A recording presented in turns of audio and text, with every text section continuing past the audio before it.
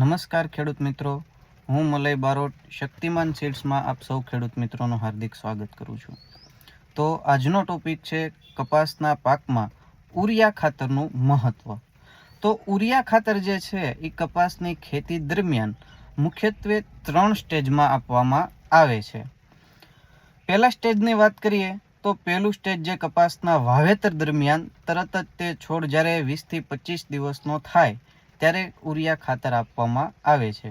અને બીજું સ્ટેજ કે જે અત્યારે હાલ ચાલી રહ્યું છે કે જ્યારે છોડ 45 થી 60 દિવસનો છોડ થાય, એકંદરે 2 મહિના આસપાસનો જ્યારે છોડ થાય ત્યારે બીજા સ્ટેજમાં આપણે ઉરિયા ખાતર આપી શકીએ છીએ। અને ત્રીજું સ્ટેજ છે એ જ્યારે આપણા છોડમાં ઝીંડવાનું બંધારણ થતું હોય છે ત્યારે આપણે ઉરિયા ખાતર નાખી શકીએ છીએ। હવે આપણે બીજા ટોપિક વિશે વાત કરીએ કે ભાઈ ઉરિયા ખાતરનું મહત્વ। તો ઉરિયા ખાતરમાં 46% નાઇટ્રોજન રહેલો હોય છે। નાઇટ્રોજનના હિસાબે ઉરિયા કપાસના છોડમાં ખૂબ જ મહત્વની ભૂમિકા ભજવે છે।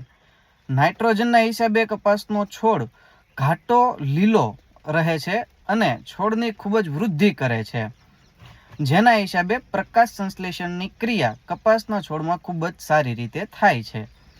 ઉરિયા ખાતરના હિસાબે જ્યારે આપણે ઝીંડવાનું બંધારણ થતું હોય છે ત્યારે પૂરતા પ્રમાણમાં નાઇટ્રોજનનો ખોરાક મળી રહેવાથી સંપૂર્ણ રીતે ઝીંડવાનું બંધારણ થઈ શકે છે।